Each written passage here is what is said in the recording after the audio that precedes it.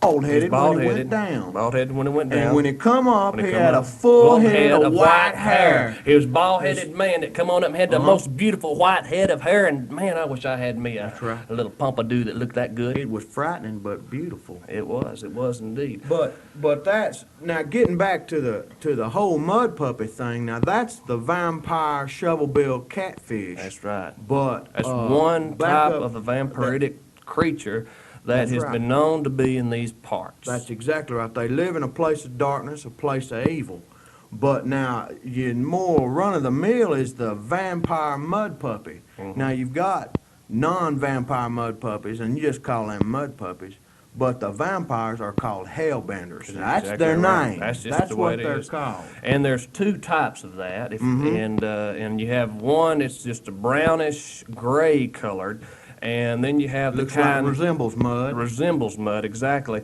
And then you have the top. It's a spotted top that has stars and bars, and unfurled stars and bars that goes across its back, and it's got a tail on it like you wouldn't believe. In fact, you might think it was some sort of thing that come out of something that you'd never seen before. You find it only in the southeast regions. Exactly right. And now these hellbenders, these vampire mud puppies, now that's where Sandra comes into the story. Sandra Van Helsing Bigley. That's right. Now, she knew Larry, but I don't know if she knew Mine Little Duck, but no, I didn't know them at all. She developed the ability to fight these evil things and set about that as the quest in her life. She was a genius. That's right. Now, the first one that she got hold of, she didn't have no stake to drive through its heart. She was out there, it's down there behind the driving course by the creek before the levee project went in and changed life as you know it, and as we know it. That's right. And she had that number 2 pencil with her. Well, she discovered all these things. She had been doing the studies. She made a study up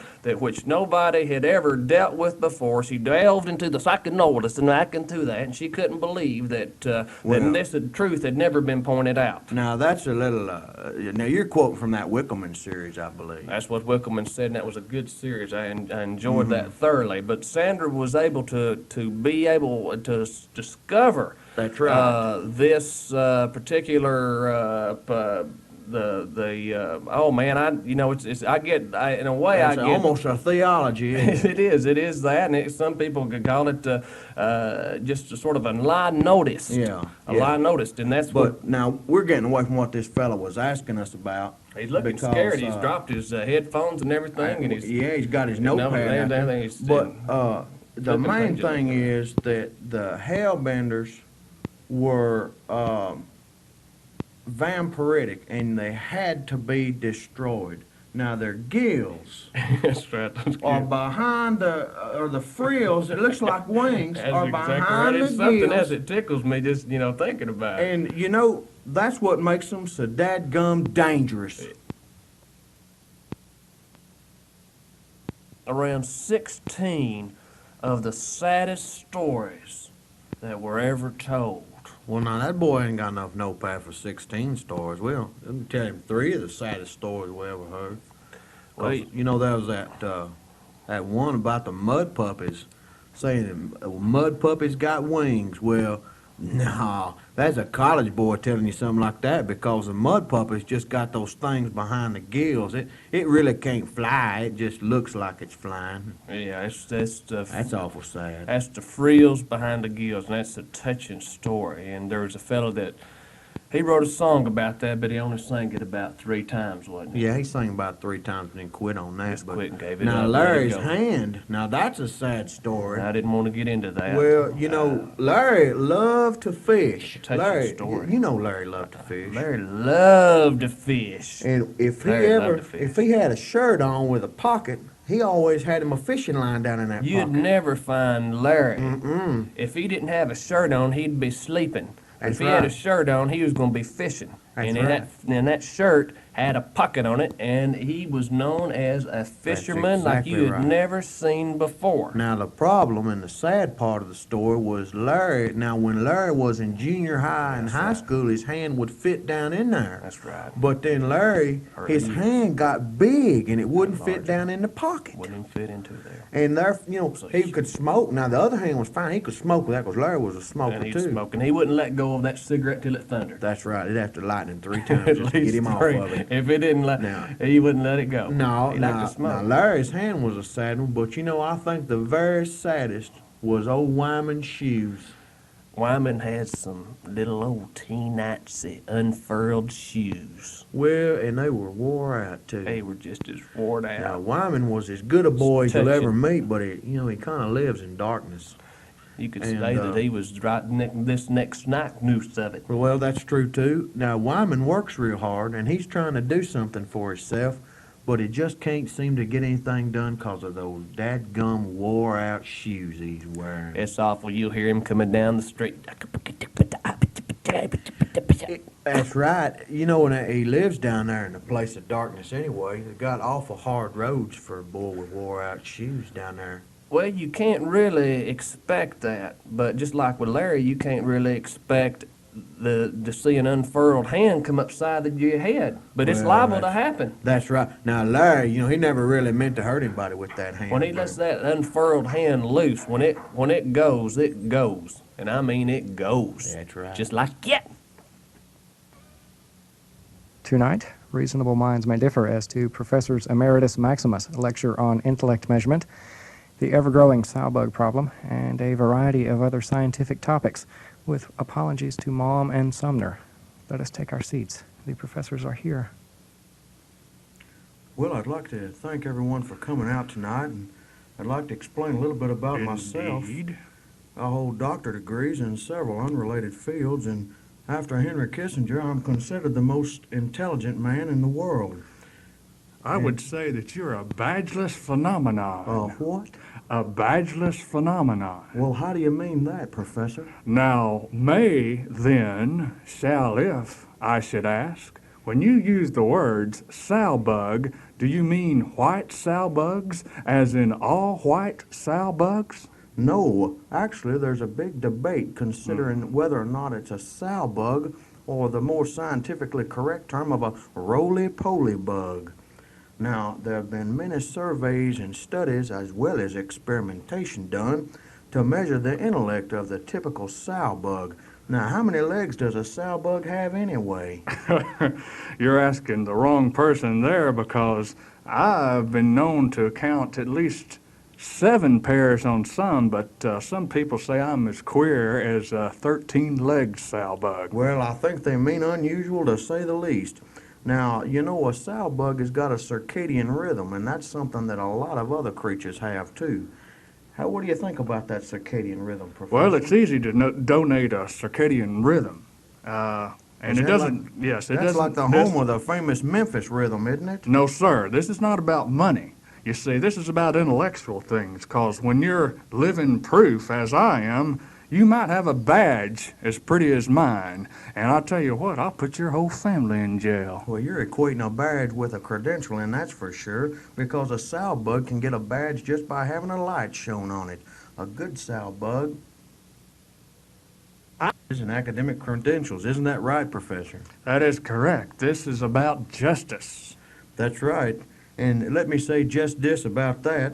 You remember that little lab helper we had? I named said Bobby? okay. Well, you did, and I think we're going to have to draw the line in disagreement because our reasonable minds are differing.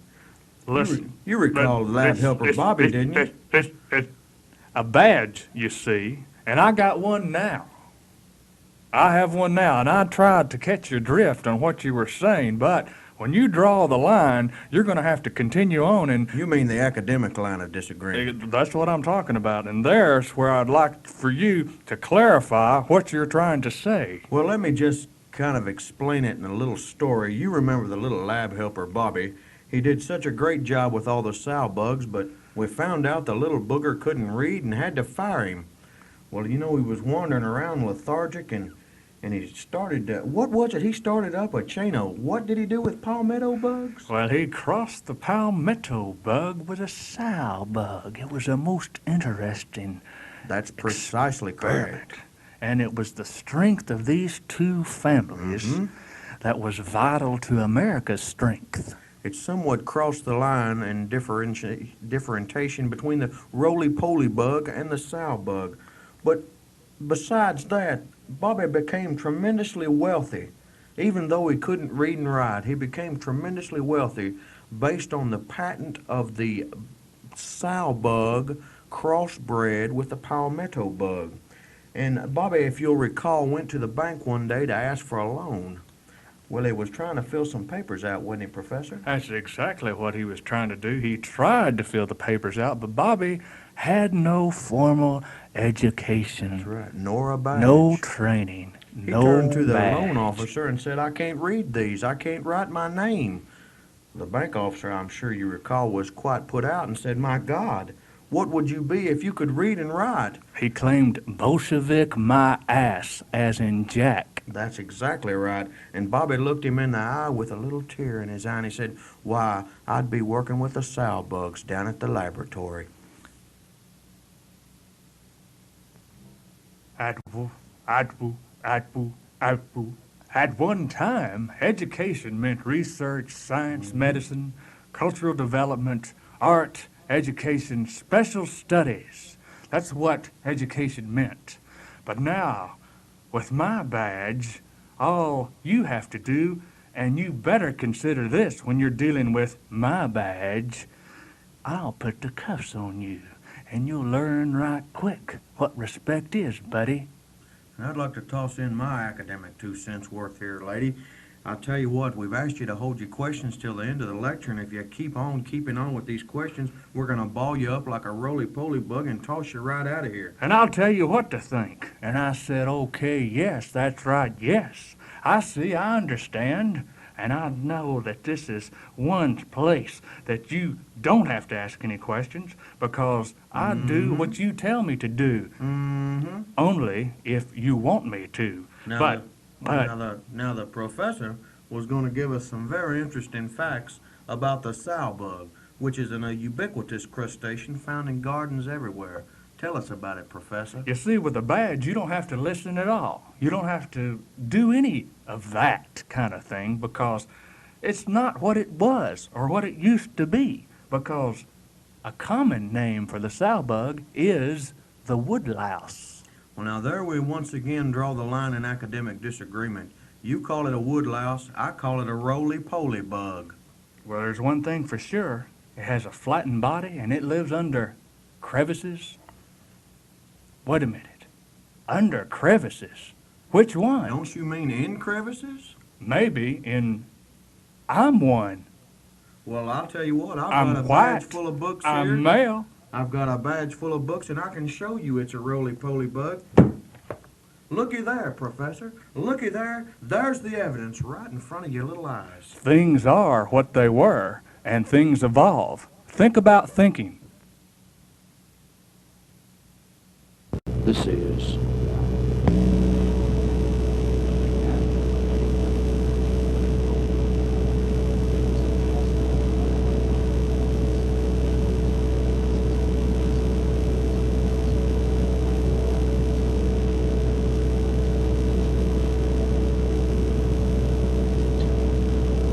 Good evening, chess fans, wherever you may be. I'm Professor Patty Groves. I'm a professor of chess at Belfast Community College. I've won over 2,500 chess sorties. I've been in over 1,000 fistfights. I've survived more than 20 terrorist bombings, and I know chess.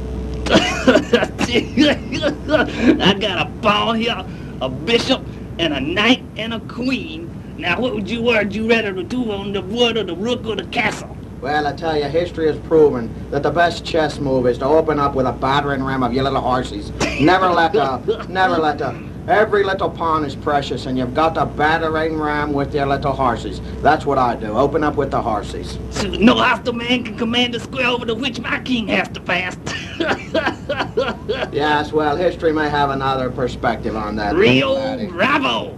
The knight has some mighty peculiar moves, The term chess comes from the Persian word shah, meaning king. It has been said that the game was popular in Mesopotamia. Oh, what? I said Mesopotamia about 4000 BC. A set of figures resembling chessmen was dug up in 1938 in northern Iraq. Pat me on the head. I'm going to be captured.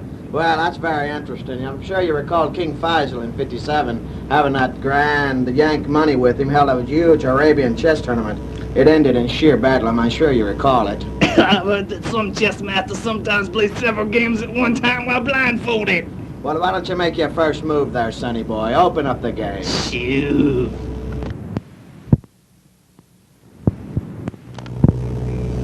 This will be the second episode on January 25, 1991 WUTC Radio.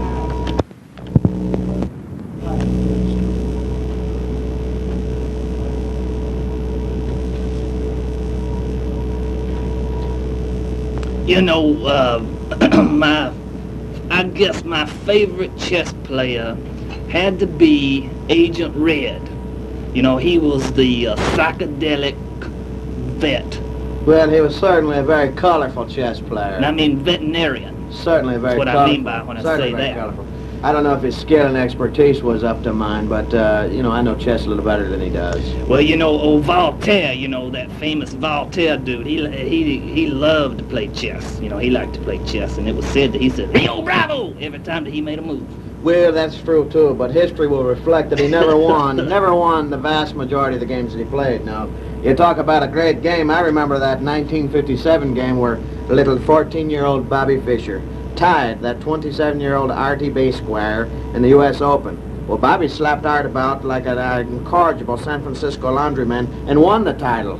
But were people able to sit on those large illuminated boards? Well, no, they weren't. No, they weren't. The technological advancements of '57 are they pale next to our present day. Well, I tell you now, personally, I believe that chess is an unfree game. Well, that's a matter of free will and a lot of choices that chess players don't have to make. Once you're in the game, you've got to keep battering with your little horses. It's difficult to tell how badly you've battered your opponent until the game's over. Well, see, this is what I'm trying to say to you here, is that when something in a process like this game here, if I move this piece right here, right in front of your little ball-headed pawn. That's right. You're obviously trying to get that pawn to the back row. Now, see, that's an if, and you can always find out when a process is not free when you got the ifs and the thens. So if I moved it here, then what happens? Well, whatever happens is going to happen. But I tell you, I can tell you how to play chess. Well, that's what I can tell you I'm about saying famous that that's chess not a free games. process. You're But I not can't listening tell to me. you if you That's should not play chess that's or an not. unfree game. Now, what I really like about this is that a little old ball-headed pawn, he can become a what? He can become a back row queen. That's right. A little bitty old pawn, little ball-headed pawn, he can transform into the most mighty, powerfulest chess figure on this board here, and that is a what? That's a queen. And you know what that process is called? That's called queening a pawn.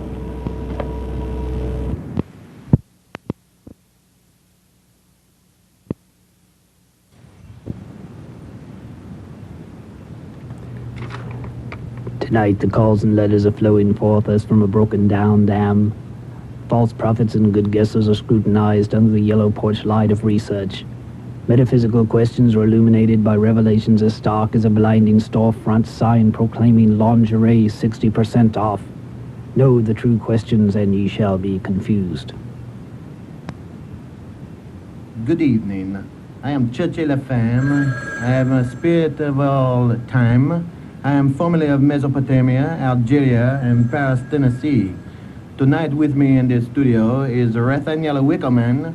He is a ghost from a past life who has worked with many, many false prophets, and he is naked.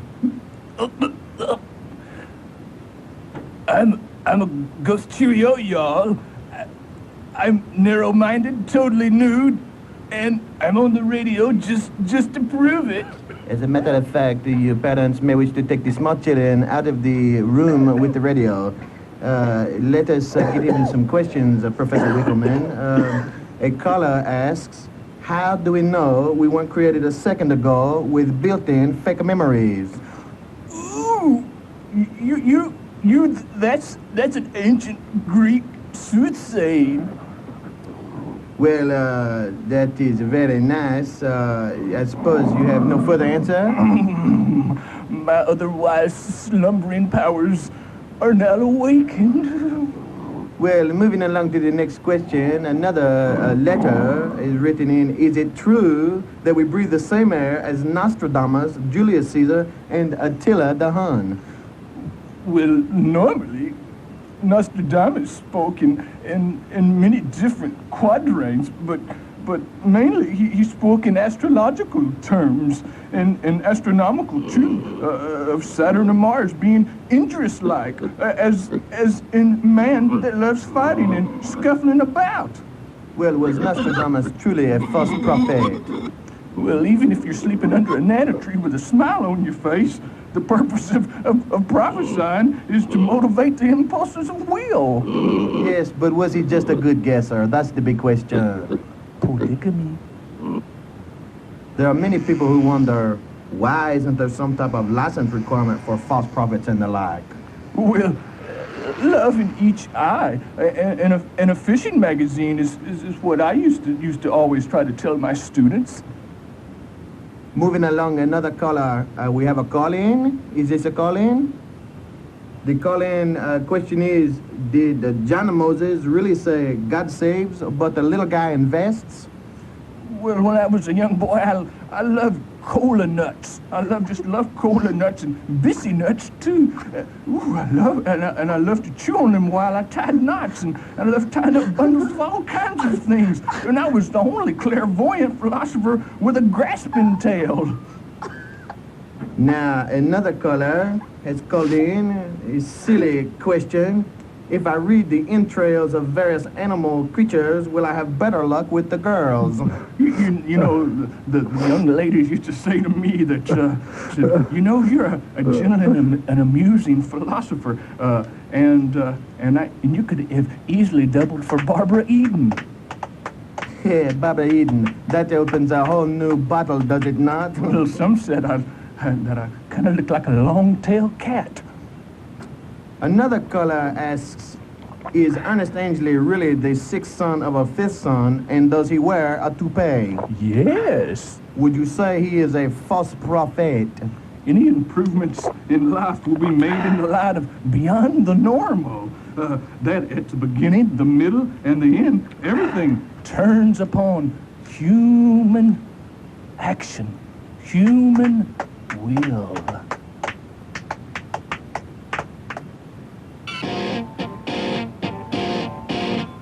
Good evening again. This is Che La Femme, continuing with the call-in show for false prophets of the hour. The gentleman Nathaniel Wickelman, who in naked spirit of form, who was visiting before, has transmogrified into Soletus Howard, a part-time seer. You may recall some of his false 1940 prophets that the Germans would win the war. Call me a false prophet, but I was a mighty dang good guesser. Now, I would like to ask your audience, Davy, if I may, now why do we go to Sears? Now, I'm not talking about the department store, I'm talking about Sears and soothsayers. One time I went to a sable soothsaying tiger, and I tell you what, he turned page after page into paper, and the first thing of a morning, what we would do, we would search out the various superstitious methods of predicting the future. Well, all of those mentioned above were some mighty good guesses. In fact, hopefully in 10 years from now, Vanna will still be turning the letters on the wheel. Well, if phone is ringing off the hook and a real smarty pants calls in with this question for you, was Teilhard de Chardin right when he suggested that man's pursuit of Godhead was but an infantile regression into primeval reclusion, a limitation, if you will, on the phenomenon of spiritual awakening? All that leads to answering, and I don't mean to be disrespectful, Davy, but all that leads to answering the question, who am I? Yes, sir. I do exist. That's what everybody's after. That's why they're going to these soothsayers. And I tell you what, it's amazing just how much money an individual can make. Well, one of the little children whose parents must not have taken them out of the room where the radio is calls in and asks, how much wood can a good prophet chuck if a good prophet could chuck wood?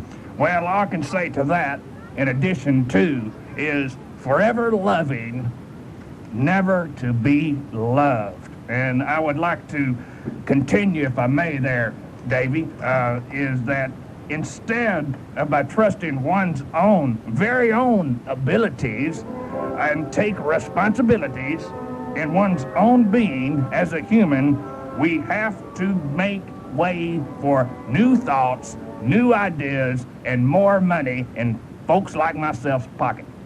I think that's a very brilliant answer. We have another caller who asks, a lovely girl with a lovely voice, I must say, what is the best way to get the smell of spiritual skies incense out of cotton pillows? It's to go fishing. The best thing to do is to go fishing. Something like that, they'll take the stink off of anything. Well, I tell you, Jean-Paul Sartre, you may recall he is a very well-known philosopher and somewhat of a false prophet. Was he correct when he claimed that being and nothingness are separated by an indefinable border? Again, go fishing, and that'll take care of that and also that stink. And if you wear many fruits in a warm climate, it'll take care of that particular kind of stank. Now, one of the more I don't mean to be disrespectful. Well, of course you do not. You are naked, you are a ghost. How can you be disrespectful? Another caller calls in with a very poignant question. She wants to know, my boyfriend's aura is blue translucent, but mine is amber opaque. Is there any hope for us? As long as you wear that I Dream of Jeannie Barbara Eden costume, I don't think any bad luck, bad fortune, misfortune, whatever you want to call it, it's all the same, will come to you as long as you wear those light brown tennis shoes.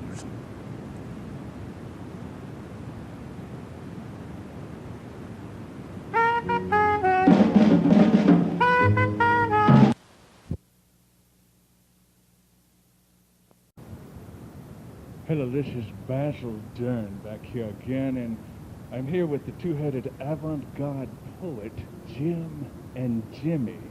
Now, Jim, it's fascinating work that you do. Now, I understand that you come from the upper east corner state of Tennessee. Is that correct? Yeah, that's where we cut both of us do. We're real happy in this gig. It's not easy to get gigs like this. Well, I find it most fascinating, and again, we're glad to understand that you have another brother he's a 4-year-old in your family that can preach the Bible backwards. Well, yeah, if you could stand to listen to him, he'll do the whole thing. Now, and a little bit on there on... That's right, Jim. That's right, Jimmy.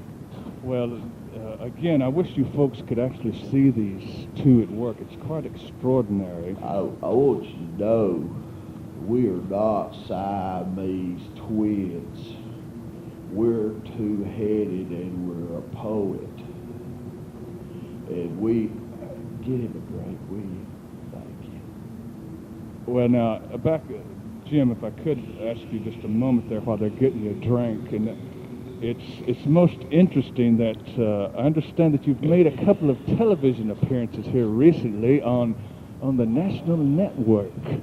Yeah, and we got a pretty good response from that because we were very well received. Well, now I wanted to ask you about your current book that you had out that you were reading from called The Strongest Lassie. Could you let some of the listeners know where does that title come from? Well, we were involved very briefly with a young lady who was really special to us. I don't think she wants to give her name, but we called her Donna. That's what we called her, and she was really a big influence in our lives. And she had a very special nature. That's the truth. Well, now in your second chapter, I know you talked about the believe it was the fourth chapter. I'm not exactly sure there, but you went on to say, you were talking about this one particular chapter I liked. It was called More Important Than Church and Sunday School and Family. Could you tell us a little bit about that chapter? Well, I'll tell you something. A lot of these people think that there's nothing to the spiritual world but a bunch of buildings, and we're from way beyond the grave.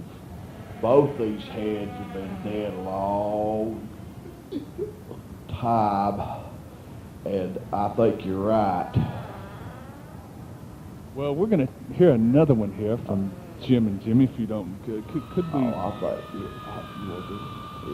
Yeah. Especially since this is a Halloween special on Outside Pleasures, I think that it's just this particular piece here. This is called Celebrity Heroes Committing Crimes and running wild in the streets. Well, this is Jim and Jimmy. Has anybody out there had their hydrant killed? You better hold on. Murder cemetery next to a church with no lights on in the basement. There's some graves filled with people who've been sent to that other place. Out the Donna didn't like being near on all the of hill us, and we had to next to chase the her and cemetery. chase her and chase her. It's a happy A bug got smashed and it tasted like almonds. And we knew that meant that it was no bottle rocket accident. An old-fashioned Halloween. It hit him in the eye right as he threw. It popped. I've tried it a And couple it of wasn't times. pretty. Now, God's let you live long enough, It's but all been done. The stones are quiet. see Disneyland, heaven on earth. And a girl named Dawn.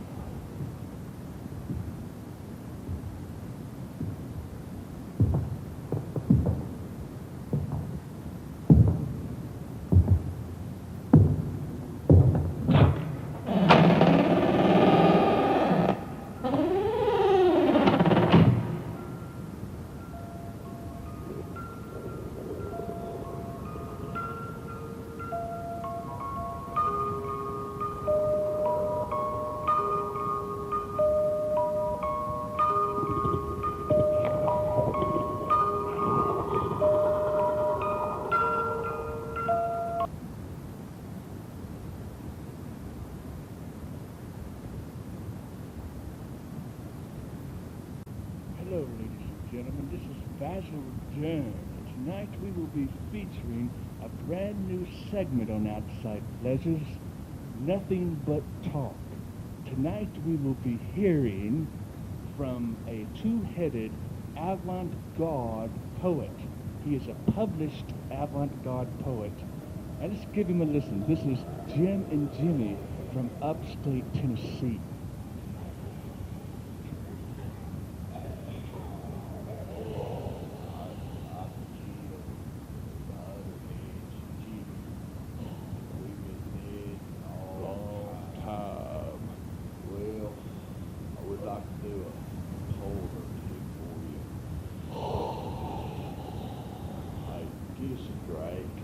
Someone got a drink out there. This is what I wrote when I was thinking about things. We'll go. Y'all better hold on. There's a girl on the hill near a cemetery that's got bugs smashed up on the glass of a windshield and license plate on the front of the car says Donna. I'm a published author. title of my new book is The Strongest Lassie.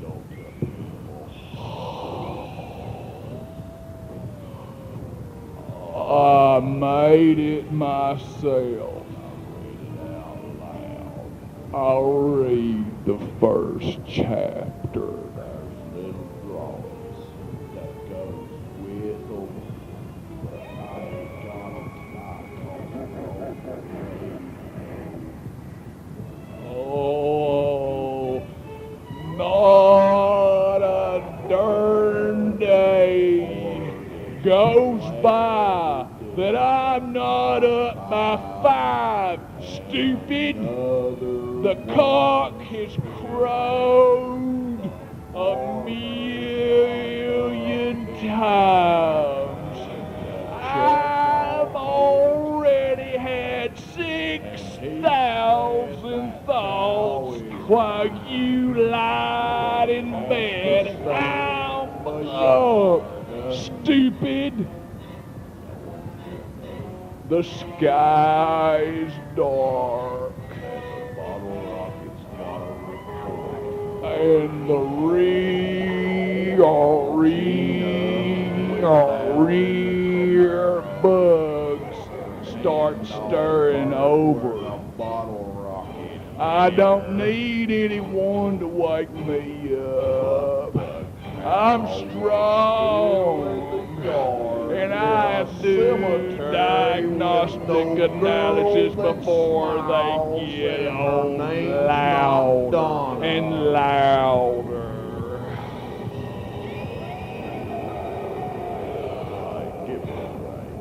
I'm up, and they don't disturb me. They're all gone now. 'Cause I'm the strongest lassie.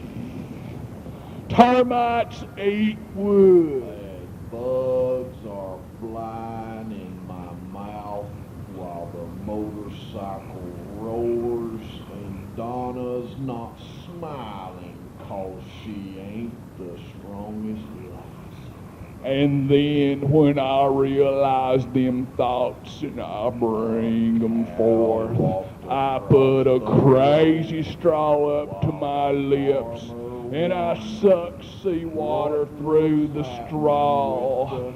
There are cracks in the walls, and I can lift 1,000 pounds over my head. 'Cause I'm the strongest lassie.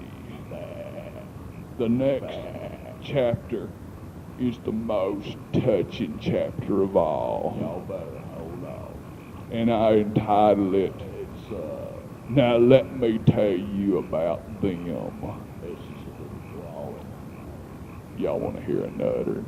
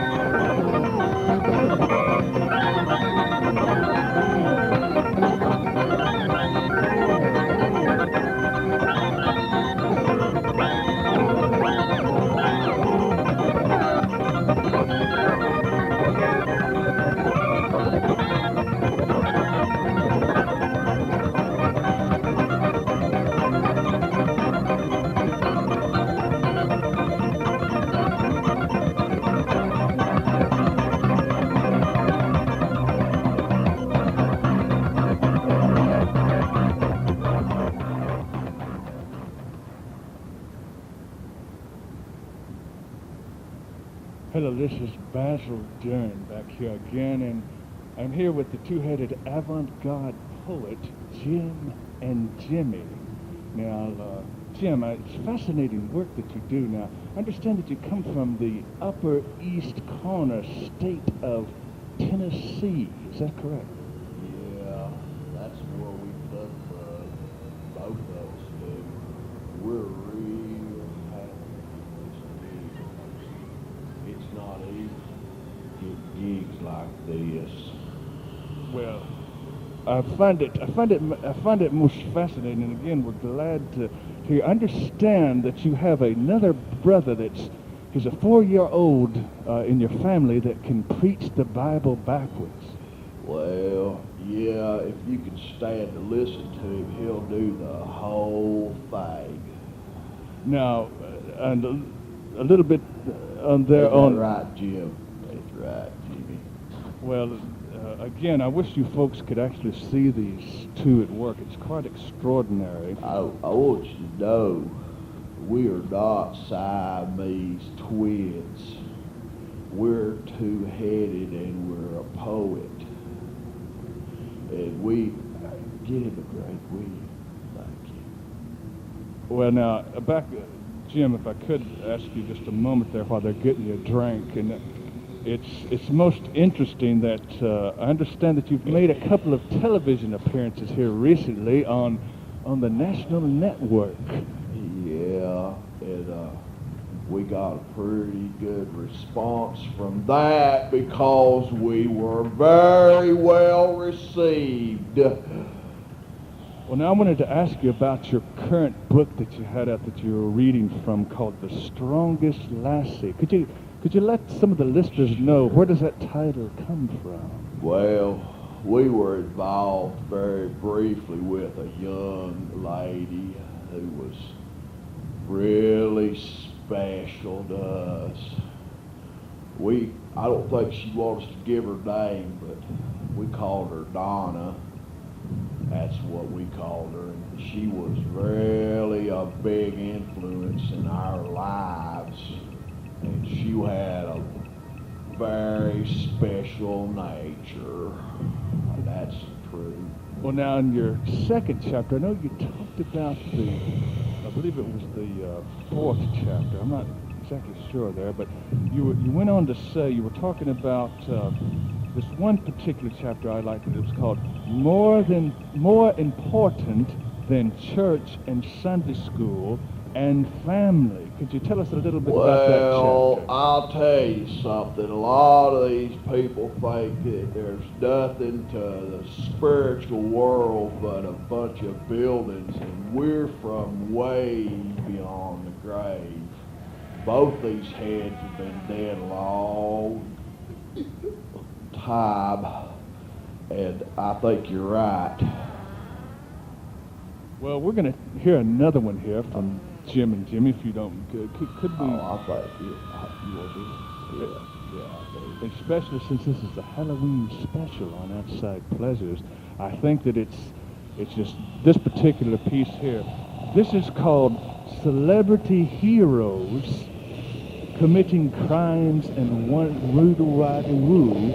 Running Wild in the Streets. Well, this is Jim and Jimmy. Has anybody out there had their hydrant killed? You better hold on then.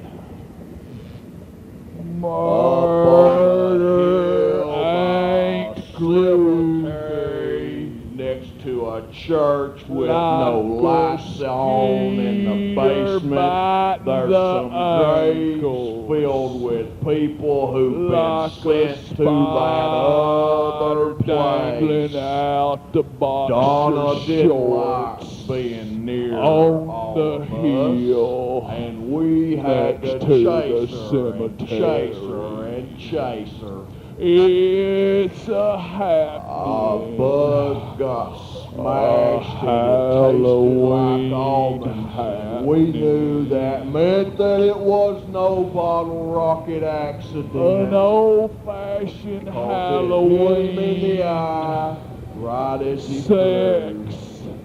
Yeah, I've tried it a couple of times. Pretty. Now, God's let you live long enough, It's but all been done. The stones are gone. see Disneyland, heaven on earth. And a girl named Dawn.